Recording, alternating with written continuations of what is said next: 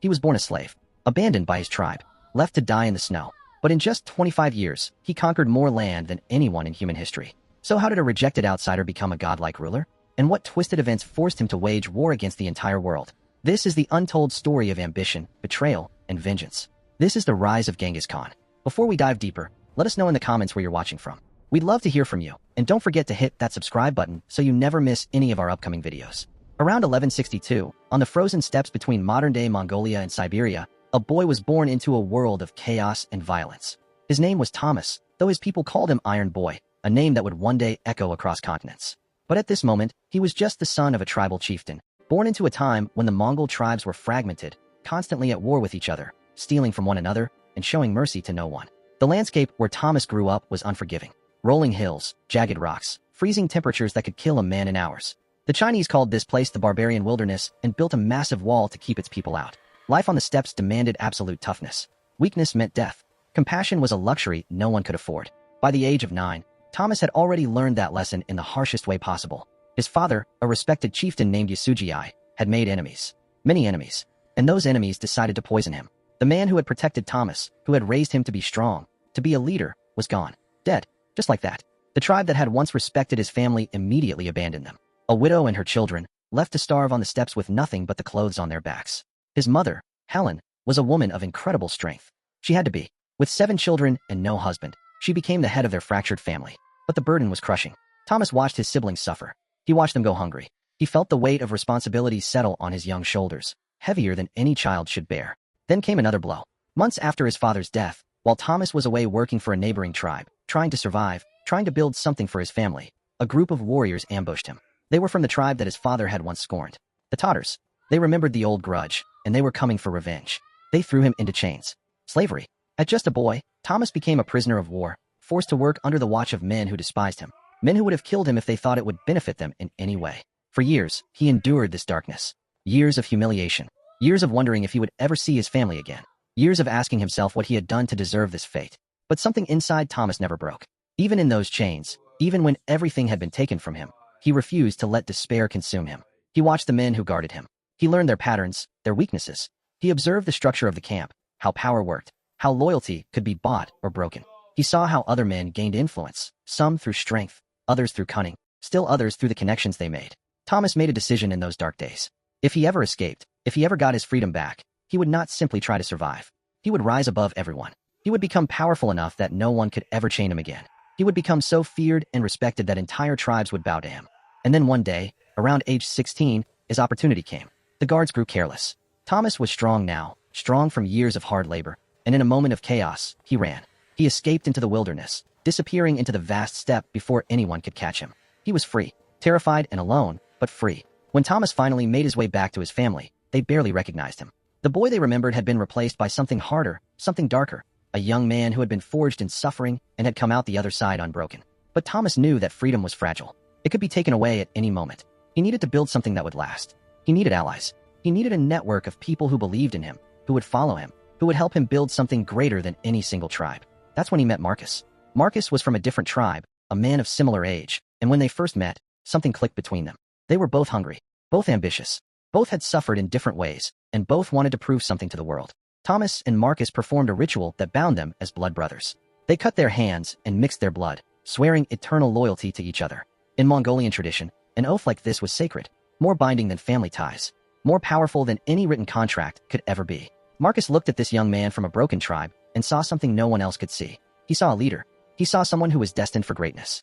For a time, they were inseparable. When Thomas's wife, a woman named Rose, was kidnapped by a rival band of warriors called the Merkits, Marcus didn't hesitate. He rallied an army. He rode into battle alongside Thomas and another ally, risking his life to rescue Rose from her captors. When they brought Rose back to safety, Thomas rewarded Marcus with a golden belt, a symbol of their brotherhood, a reminder of the bond they had forged. Thomas and Marcus defeated the Merkits. They were victorious, and it seemed like the beginning of an empire. But as they stood over their fallen enemies, as they surveyed the power they had managed to accumulate, something shifted. Jealousy began to creep into Marcus's heart. Thomas was attracting more followers.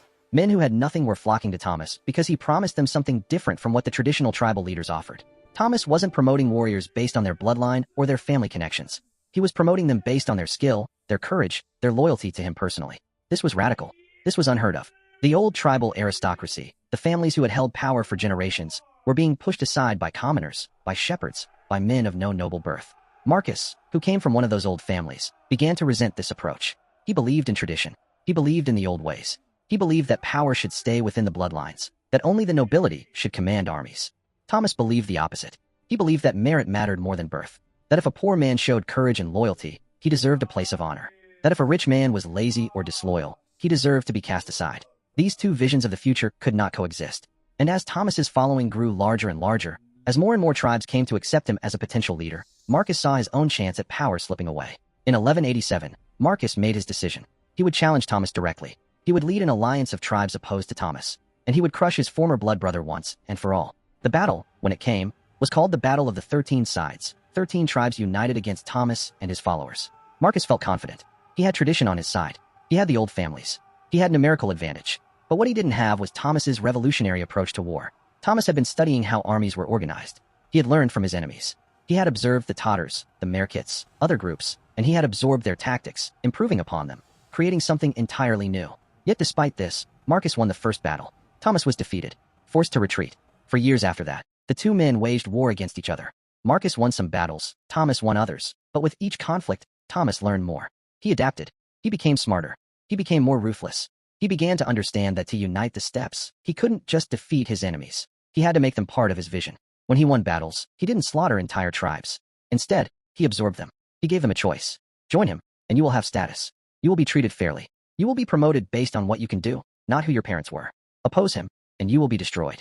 Slowly, inexorably, more and more tribes chose to join Thomas rather than fight him. Marcus's coalition began to fracture. His followers started to abandon him. The traditional aristocrats who had backed him realized that the world was changing, that the future belonged to someone like Thomas, not to someone like Marcus who was clinging to the past. By 1204, Marcus was desperate. He made one final attempt to defeat Thomas, joining forces with another leader named Alexander, hoping that together they could overcome his former blood brother. But it was too late. Thomas had grown too powerful. His army had become too disciplined, too loyal, too effective. In the final battle, Marcus was routed. His forces scattered. He fled into the wilderness with only a handful of followers, thinking perhaps that he could escape, that he could start over somewhere else. But his followers, seeing that their cause was lost, made a choice. They decided that the smartest thing to do would be to betray Marcus to Thomas. Perhaps Thomas would reward them for delivering their former leader. Perhaps they could still save their own skins. They found Marcus in his hiding place and brought him to Thomas in chains. When Marcus was brought before Thomas, it should have been a moment of triumph for the man who had once been enslaved, who had been left to die, who had been abandoned by everyone. But something unexpected happened. Thomas looked at the man who had been his blood brother, who had saved his life, who had ridden into battle beside him, and he saw not an enemy to be destroyed but a friend who had gotten lost. Thomas's first action was to execute Marcus's betrayers, the men who had handed over their own leader. Thomas did this to send a message. In his world, betrayal was the worst crime. Worse than murder. Worse than theft.